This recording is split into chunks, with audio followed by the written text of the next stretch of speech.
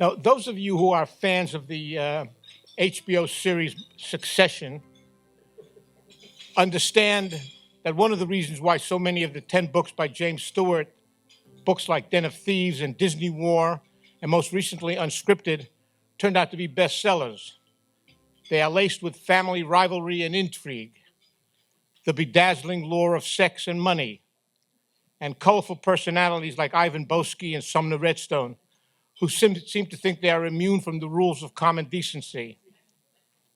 But another reason his books do so well is that Stewart can write a book about financial skullduggery that the average reader, including myself, can understand.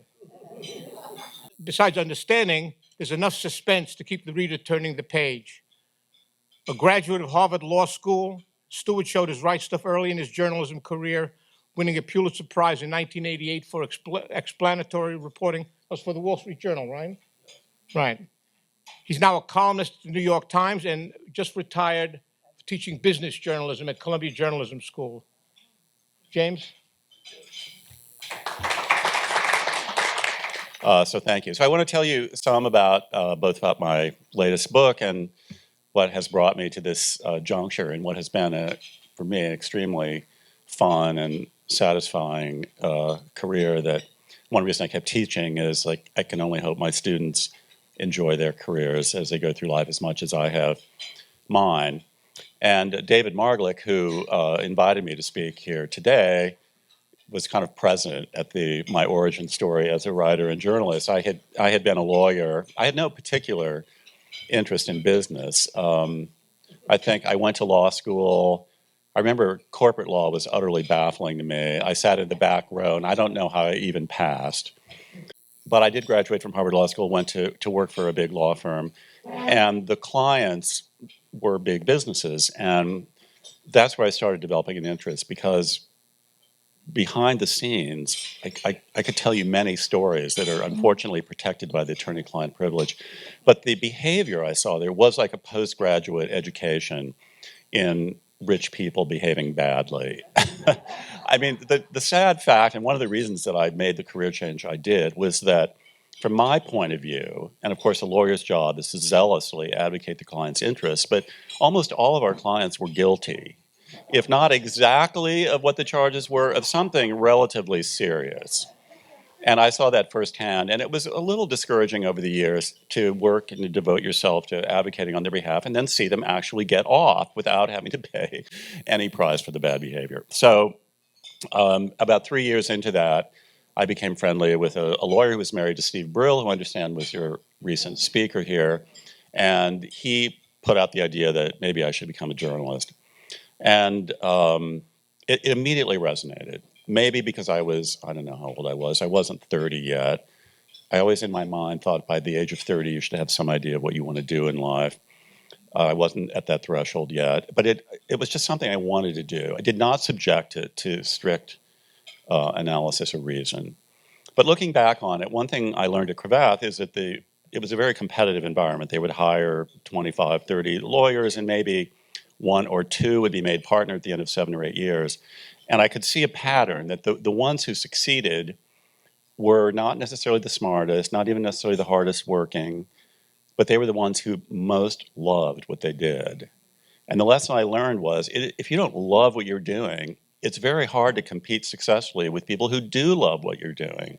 And I don't mean you'll have to love every minute of it, because all jobs have issues and you have bosses and personalities to deal with. But if fundamentally you love what you're doing, you're going to do well. And that was one of the things that I remembered. I worked on college newspapers and had even done some journalism while I was in law school at Harvard. And I had really loved doing that and wanted to try doing that again. And I figured, well, I'm young, it doesn't work. I still have a law degree, I can go back.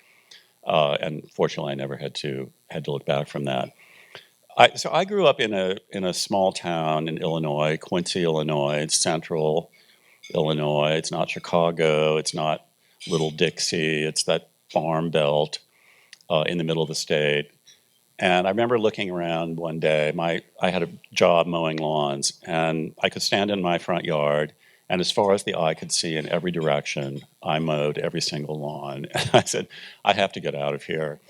It was it was a lovely place to grow up and wonderful people there, but it was unbelievably boring. And the landscape, there was nothing. There were no mountains, there were no lakes. There was the Mississippi River, which was great, but that was it. And the first time I saw an ocean, I nearly burst into tears with excitement. So my refuge was the public library. And the bookmobile, and I read every single book I could get my hands on. I read them over and over again. I love stories. I love storytelling because in contrast to my rather placid, uninteresting life, exciting things were happening in the pages of those books all the time. And I think that's where I got my love of writing. And a lot of times, parents will come up to me and say, oh, I want, Johnny or Judy to be a writer, but they don't really like to write. And I said, well, I didn't like to write either. I said, in fact, people who tell me at the age of 5 or 6 they like to write, I'm very suspicious. What I like to do is read. And so ultimately, writing was simply a way of conveying to others the immense pleasure that I got out of reading. So it was not business per se that I found so interesting, either working in the law firm or moving to American Lawyer. We were writing about lawyers. It was people, but people who were situated in first the world of big law and then in business had at their disposal, in many cases, great power, great wealth, and because they were often outside of the political arena, particularly true of lawyers, they got almost no scrutiny. So they were secretive. And to this day, I tell my students, if you find money, power, and secrecy, you have a story or maybe even a book, because something interesting is going to be going on there. And I find the best business stories, like the best books generally, the best novels, the best nonfiction, are driven by fascinating characters. And I've been particularly drawn to stories where you find people of great privilege, status, wealth, power, who nevertheless decide to cross lines. In some cases, behave in criminal ways, and in other ways, just ways that you think should be criminal, or in ways that are otherwise baffling. And that sets up the suspense, the mystery, which is why do people do this? Why do they behave this way? And I find, when rich people behave badly, it's interesting because it's not like Les Miserables, where why Jean Valjean is stealing the candlestick. It's to get a loaf of bread and feed his family. These people have more money than most of us will ever experience, and yet it's not enough. So why are they cutting the corners? There's a fundamental mystery there that to me is always fascinating to explore. Which brings me to Unscripted, my latest book. And I'm kind of laughing because, like many good stories, I had no idea what I was getting into when Rachel Abrams and I embarked on this as a book project. I had covered, while at the New York Times, a series of events which were quite interesting. First, CBS Corporation, which was controlled by the Redstone family, led by then its CEO Les Moonves, had filed this shocking lawsuit in Delaware to strip the Redstone family of their controlling interest in the company. And I don't think that had ever been done. The idea that a controlling shareholder could be subjected to that and lose their control was an extremely novel and startling idea. But again, from a human perspective, I was baffled by the fact that why would the chief executive go to war against the company's largest shareholder? It did not make any sense whatsoever. And that case was just pending. I interviewed Les Moonves for a column I wrote about that. That case was pending when The New Yorker wrote a story by Ronan Farrow in which he interviewed 6 women who, on the record, accused Les Moonves of sexual misconduct. And much to my surprise, after that story appeared, nothing happened to Les Moonves. The board didn't do anything. They didn't seem to be all that troubled by it, and he continued as chief executive. And about 4 months later, in September, Ronan Farrow wrote another article in The New Yorker, and there were 6 more women who came forward. Now there were 12. And the day after that story ran, Les Moonves left. He finally, and that was too much. But soon after that, I started getting some calls from sources of mine familiar with the story who said, much to my surprise, that it wasn't really the New Yorker stories that had caused him to be forced out. He was going to be forced out for other reasons that coincided with the second New Yorker story. And then I began to hear from inside the boardroom. There was a very prominent a member of the CBS board, a producer, Academy Award-winning producer of movies like Platoon, who, when confronted with the second New Yorker story in a board meeting, said, "I don't care if 100 women come forward. Les Moonves is our leader, and we're going to stand behind him." So I was getting information that this was something very different than public perception had recognized. And by the way, even when he did leave, he was in line to get a severance payment of $120 million, a kind of a golden parachute. And I was starting to work on some of this story when one day Rachel Abrams, a colleague of mine at the Times, much younger, was on her way out that evening, and I'd never met her, didn't know who she was. She stopped at my desk, which conveniently was on the aisle, and said, "Are you working on something about Les Moonves?" I said, "Well, yes." And she said, "Well, I have a source who has just come forward who claims to have a treasure trove of documents, emails, information related to this story I was getting about the real reasons Moonves had been fired." And the minute she started describing what it was, I knew we were getting essentially the same information from different sources. Now, the timing of my talk to you today is particularly fortuitous because we have never been able to reveal the identity of that source who came forward. But I think that source has gone through what are they called, the 5 stages of, grief, denial, anger, or whatever. And tomorrow, she is on the New York Times episode of The Daily, identifying herself and explaining her motivations for contacting the Times initially, and then cooperating extensively with Rachel and me in providing this unbelievable trove of documents. And those documents were really the origin of the book. We did do a big story in the Times called "If Bobby Talks, I'm Finished," which laid out some of the real reasons that Moonves was ousted. But because of all those documents, we went to the publisher, my traditional publisher, and said, "We think there's a book here." And it was mostly because we thought there was a lot more about why Moonves was ousted, what he had done to women over the years, and how the board particularly had reacted. And the reactions of the board, to me, it was an unprecedented look at companies may pay lip service to, this was weeks, months after Harvey Weinstein, they'll pay lip service to the cause of women's equality. Les Moonves was on the committee of Hollywood people that were going to be fighting sexual abuse in the workplace until he had to abruptly resign. And yet the reality of it was they were sweeping it under the rug, covering it up, making excuses. They did not want to deal with the problem. And I thought this was an unrivaled look at that. And that's what we thought the book would be. So we started on the reporting. The pandemic set in. I've often said I'm glad I had a co-author because I had so much to talk to during the pandemic. Oh, by the way, I guess I should say that encounter with Rachel in the office, my former, I don't know if I should call you my boss, but Arthur Sulzberger is here, and it's a great argument for why you should be in the office sometimes. If this encounter never would have happened. But Rachel and I would call back and forth with our various discoveries. And there was a key turning point in the book.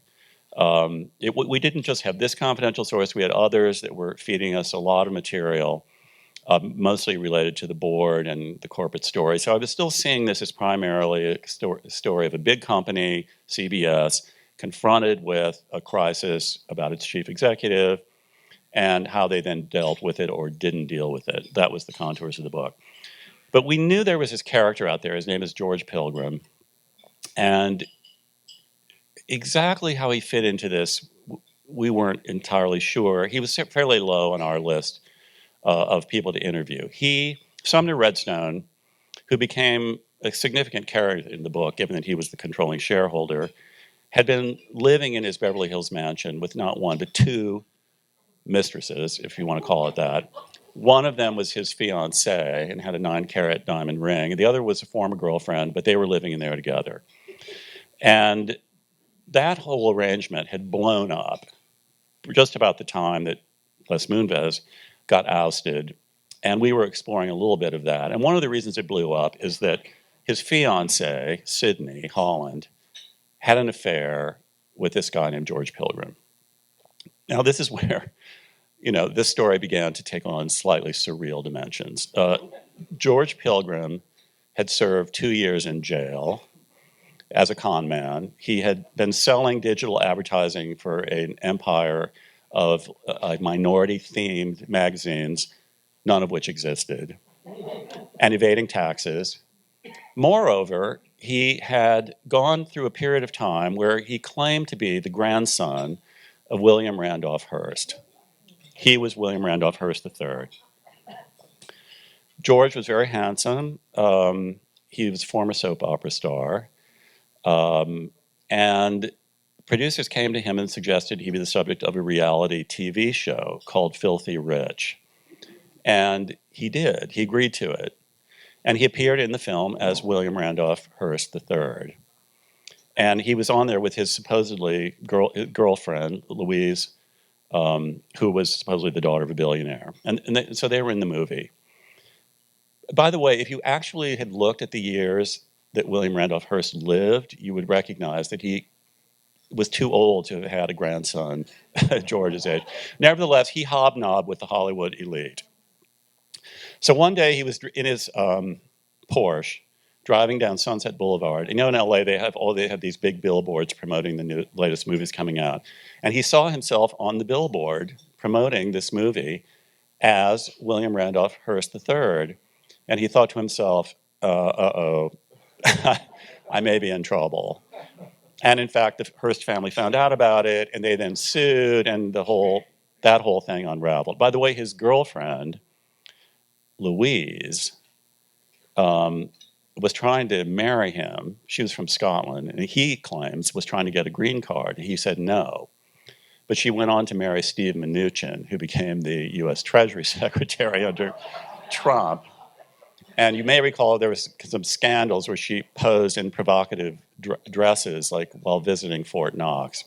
Anyway, that's only about 2 paragraphs in the book. But so here is George. Of all the people that Sumner Redstone's fiancée would take up with, it's still a mystery to me. Why would she pick an ex-convict who had been exposed as a fraudulent impersonator? But nevertheless, she did.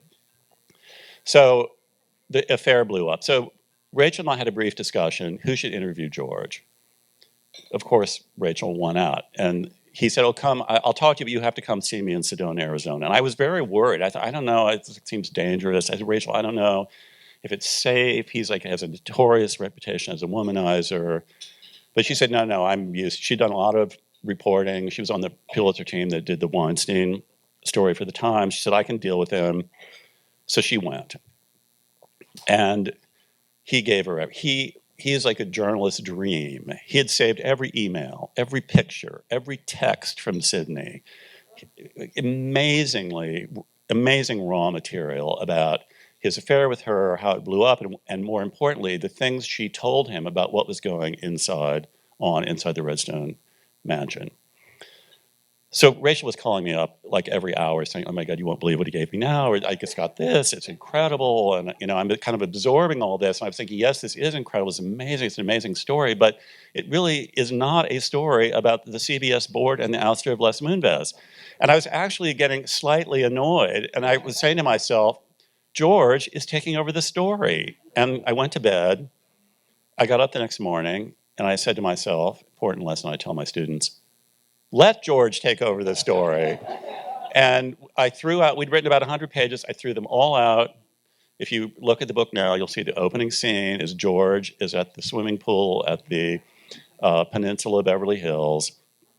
And he really was the engine of this plot. It was his affair with Sydney that disrupted an entire scheme in which the two women were amazingly close to gaining control of the whole Redstone empire. So instead of really being a story about CBS and Moonves, it became a much broader arc in which Sherry Redstone, the daughter and the biological heir, is competing with first the women, then the head of Viacom Sumner's kind of surrogate son, and then finally Les Moonves, and she finally triumphs in the end, which honestly is a way better story than I ever dreamt it was going to be.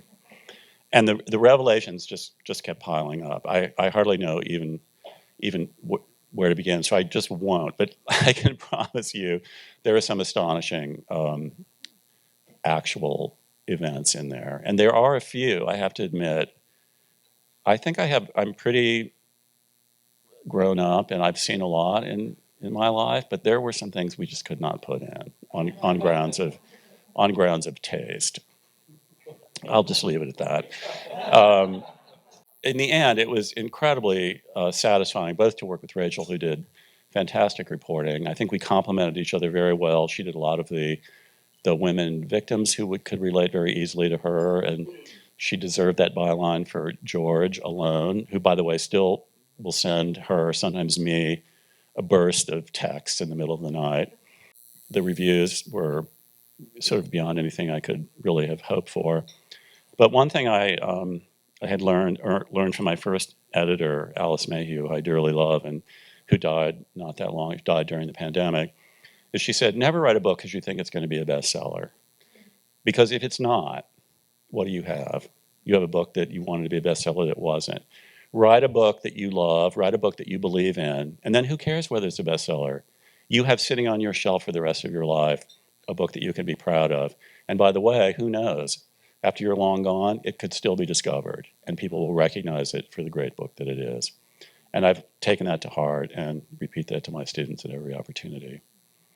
So we have questions. I'm happy to answer more, but thank you for joining me today and doing all your good work. Viacom is such a legal heavy company, or a lot of lawyers there. Lots. To what degree were you threatened by lawsuits, and if so, how did you handle it? And if not, what's your advice about being threatened by lawyers when you're covering a story? It's interesting that we were never threatened by the Viacom / CBS Paramount legal forces. We were threatened by lawyers for Sydney, Holland. And we responded to that by saying, we'd been trying to interview her, obviously. She was a key character. She did get on the phone a couple times, but she never really said anything. And she said, no, I'm not going to talk to you. I don't want to relive that. That part of my life is over. And by the way, one of the interesting things in the book is she and Manuela made off with at least $150 million that they siphoned out of the Redstone estate. So they're quite comfortable financially. So we responded to the lawyer by saying we'd love to talk to her, and we then sent a very lengthy written memo of all the most sort of damaging things about her that were in the book. And he said, well, I'll talk to her. And then he then responded, no, we still don't want to respond. And so then after the book came out, so far, knock or touch wood, they haven't made any more threatening noises. The reaction of the Redstone camp I think they were, Sherry, some people have said a problem with Succession, to which this book has been compared, is there aren't any really positive characters. All things are relative, I guess, but in the context of Unscripted, Sherry Redstone is a pretty, in my view, sympathetic character. She was treated horribly. Sumner is a horrible person, let me just say that flat out, and he treated her horribly. And yet she loved him. And I think a theme in the book is the power of that sort of familial relationship, the father-daughter relationship, her craving for his love and approval, which goes right up to the very last scene of the book. And I think anyone can empathize with her. So I haven't had a direct conversation with her since the book came out, but I've been told by others that while there were parts that were too painful for her to read, she approved. She thought it was a good book and did a fair job of portraying that. And she controls the entities now. So we haven't had any complaints from the corporate side of things. Well, to just piggyback on your question, I did get threatened in Den of Thieves by the Milken forces. And, at the time, many people thought Milken was the richest person in the country. And he had enormous resources at his disposal. And then after the book came out, he did sue me over one paragraph in the book. And that case went on for 11 years. I was kind of taken aback. The drama for me was kind of over relatively early. The publisher, thank God, had an insurance contract that covered me. So they hired lawyers who represented me. I also, this was really a nasty thing to do, but he sued my research assistant, Lori Cohen, who of course did not have the means to defend herself, but she came under the umbrella policy. So they hired this big law firm, Simpson Thacher, to defend us. And the Simpson Thacher lawyers came to me and really grilled me. They wanted to see all the underlying notes, the documents, what I had written in earlier drafts, and went all through all of this. And it was having been a lawyer myself, I knew what was going on. They were trying to make me feel comfortable. At the same time, if the case was weak, if I had screwed up, I knew they were going to cut me loose immediately. But they didn't. So I was immensely relieved when that happened. The case went on years. They took evidence. We made various motions. We lost them. The judge died. They got a new judge. It kind of started all over. I remember at one point the insurance company was balking at paying the bills. And so I saw the bill at that point. It was close to $6 million. And this is back in the 80s, so that's, pre-inflation. But they paid, and the case kept going. And then at one point, the insurance company offered to settle. And they said, you'll drop the case, and me, without asking me, would issue a public apology in a national publication. Now, I was shocked and outraged, but I realized under the terms of the insurance coverage, if the insurance company reaches a settlement and you, the author, reject it, you have the right to do that, but then they don't have to pay your fees anymore. So I would have been forced to make a public apology or start paying the millions, which I didn't have, to defend myself. But the Milkens were so unreasonable, they rejected that. And they kept going. They said, no, they wanted $30 million, which, by the way, it worked to my advantage in this sense. I think somewhere in that 10 or 11 years, I wanted to buy an apartment for the first time, and I had to get a mortgage. And on the mortgage application, there's a question, do you have any liabilities or anything like that? I said, yes, check the box. And then they say, well, how much? I said, $30 million, at which point you're out of you're sent to the supervisor. So I cut through all the red tape, and I will, to their credit, I got the mortgage loan. But for years, I had that contingent liability hanging over me that was, of course, way more than my total net worth. But I'm very proud of the fact that eventually, 10 years in or something, we won the case. The judge wrote this amazing opinion in which he said, not only had I not been negligent in what I wrote, which would have won the case because gross negligence was the standard, but everything that I wrote was correct. And he even added, I could have written worse things about Milken than I did, which was true. I had some stuff that was even worse I didn't put in. So I often said that I want that opinion engraved on my tombstone. Has your opinion of Milken improved since he became a major charitable figure? Well, I always recognize that Milken, like many people, they're not all bad or good. Life would be simple if that were the case, but the most effective criminals and con people can be very charming and, exhibit many very positive qualities. They may be geniuses in one sense. We were discussing some of these people at the table. They could be geniuses and yet also, flawed human beings. So I don't have any personal feelings about him, but some years after all this, the lawsuit was still going on. Milken was running this a conference for teachers where he would name a teacher of the year, and he was putting money into education. And he would invite all of his former clients, like Carl Icahn and Ron Perlman, and all these people would give money, and they would go to the Teacher of the Year conference. A source told me that while the Teacher of the Year was being crowned on the stage, Milken was like working the aisles, drumming up deals, even though he'd been banned by the SEC. So I went around to some other reporters I knew and said, I think this is a really good story, like somebody ought to do it. Nobody wanted to touch Milken, which, by the way, I think is one of the reasons he sued me, because, the pending libel suit is not an invitation to, like, do a hard-hitting piece on him. So call me crazy, but I said, okay, somebody has to do this. So I did a big piece in the New Yorker.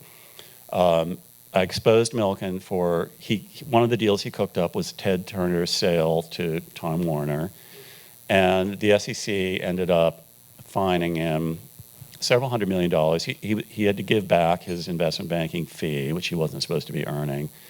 And I think I'm now the person he hates most in the entire universe. But I don't, okay, you got a pardon from Trump. I mean, maybe he got a pardon, but that's going to be an asterisk for the rest of his life. So I'm fine with Milken. He's done a lot of good things, too. What's your prediction about the future of the old Redstone company? Yeah, well, I mentioned this at the end of the book. In the years of all this fighting was going on over the future of those companies and who would control them, the world moved on. Streaming came in, Netflix sort of ran away with that. Amazon is in there, Apple, Disney Plus, and they just fell, I think, hopelessly far behind. So they're now hemorrhaging money. They're too small to compete in a big scale business like this. Everyone thinks they'll have to be sold. They're selling off pieces, like, the Titanic is sinking. They're selling Simon & Schuster, I think, this summer. They hope to.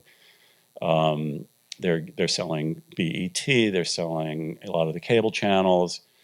But the sense is they have to find a partner. And I think Sherry Redstone, she claims that she doesn't want to be a media mogul necessarily, and she would sell at the right price, but the right price keeps going lower and lower and lower. The stock went down 25% in one day last week after they announced huge losses on the streaming operation. So it's pretty bleak.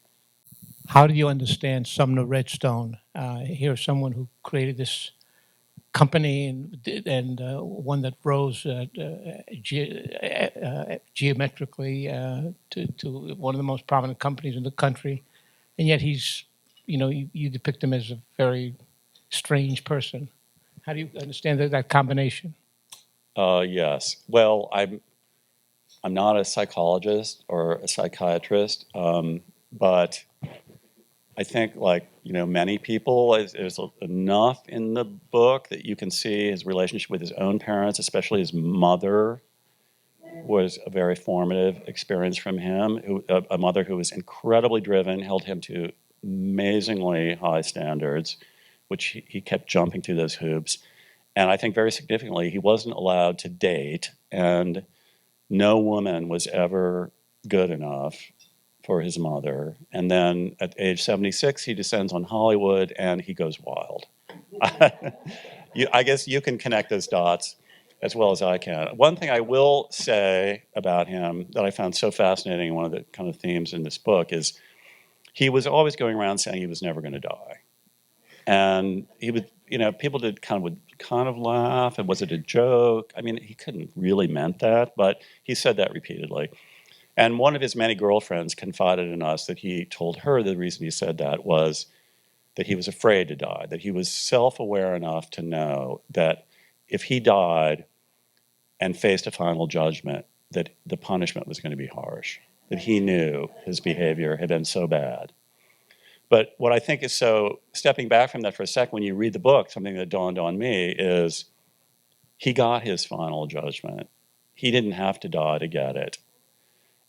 And to me, it's a cautionary tale that your reward or punishment in life can very well come before you die. And those last years of his life are horrible.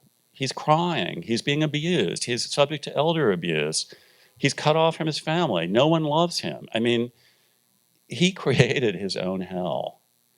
And there is some, I think, interesting sort of justice in all of that. And on some level, until he maybe completely lost his mind, he understood that. And I think it's a very poignant insight into human behavior. I have two questions. One is George Pilgrim was a con man, Yes. and you obviously have great journalistic instincts and people instincts. Even though he had all these emails and whatnot he showed you, did you ever doubt that he was playing you and Rachel?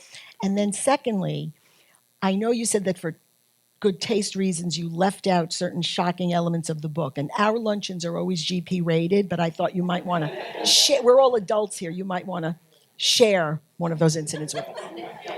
Well, let me answer the first question first. No, we were extremely mindful of the fact that George Pilgrim was a con man. And so we were very skeptical of everything he said. And by the way, we didn't find out about William Randolph Hearst. I think we already had a draft. We were doing fact checking. And I have to give the credit to one of my Columbia students who was working as a fact checker. He found an obscure Albany Times Union microfiche article reporting that the Hearst had sued him. And he brought this to my attention. We first said, well, could this be the same George Pilgrim? And we'll say this about George. We went to George and said, is this true? He said, yes, it is true. And he told the whole story. He didn't volunteer it, but once we brought it up, he was very forthcoming about the whole saga. So we were skeptical. But there's an amazing story about how he went to drug and alcohol rehab and then escapes without any money, without a cell phone, and he treks 1,000 miles to Sedona. And Rachel and I both said, oh, that's just preposterous. That cannot be true.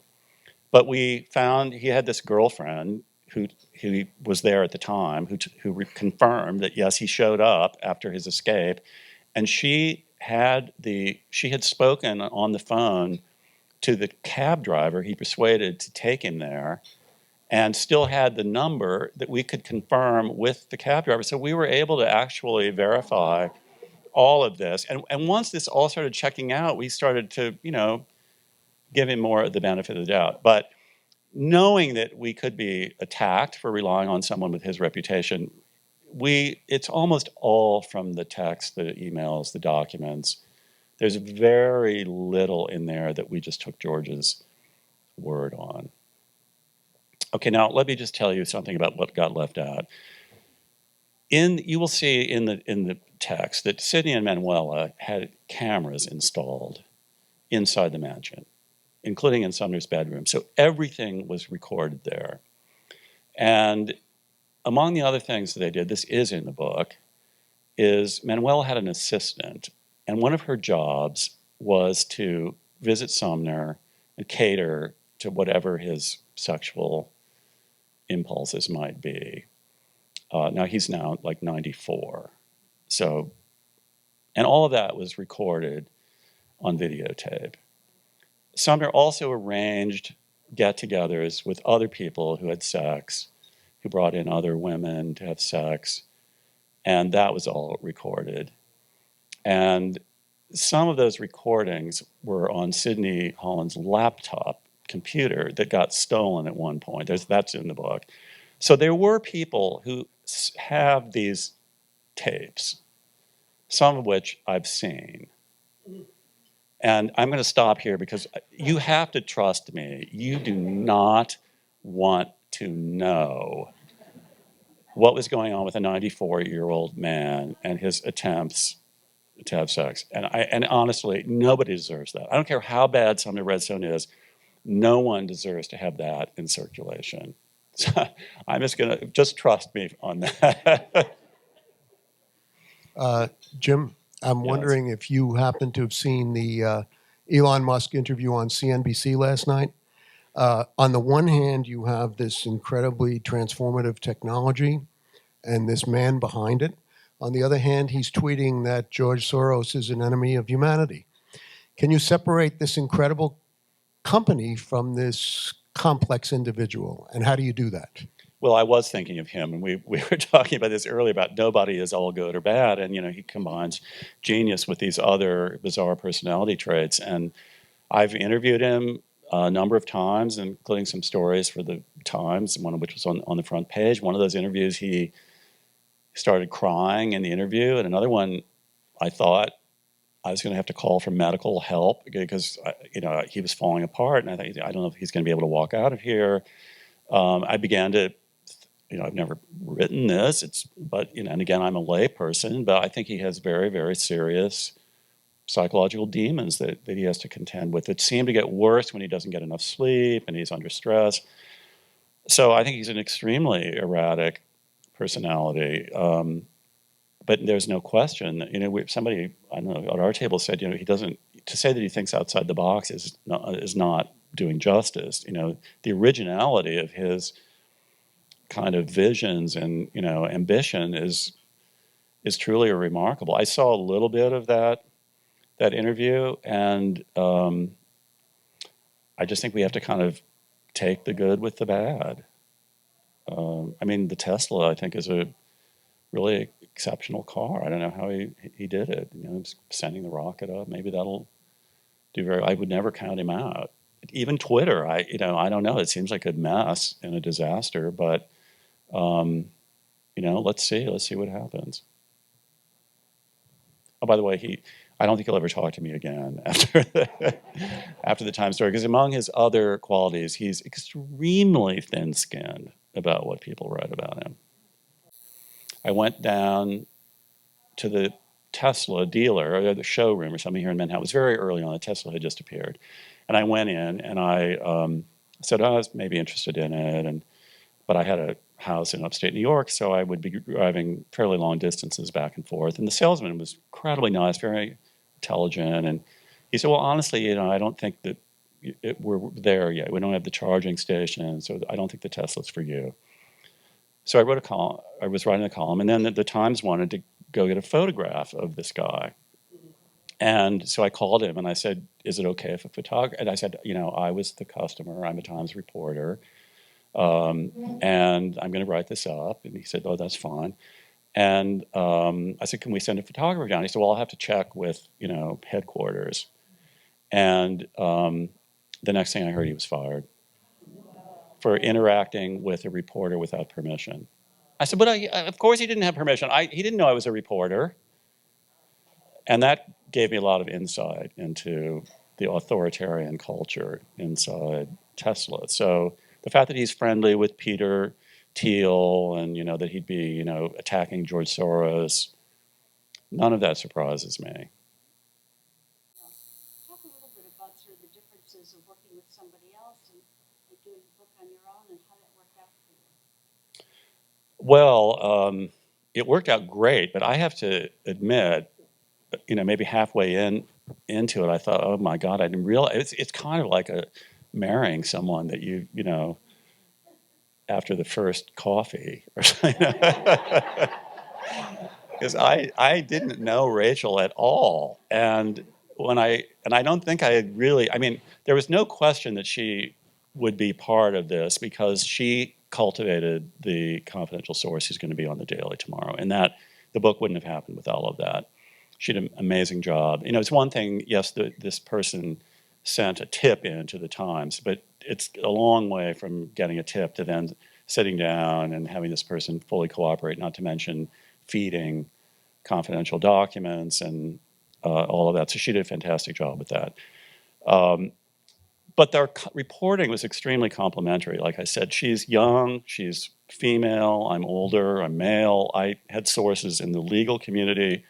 For example, I interviewed this key victim of Les Moonves named Bobby Phillips, and we did establish a very good rapport. But the reason I did that is because I knew her lawyers, and her lawyers were the ones who persuaded her to talk. It wasn't that I wielded any kind of magic. The best I could do was help the lawyers see that it was in her interest to be identified as a victim of Les Moonves, which, by the way, it was, since she ended up getting over $10 million in a settlement with CBS.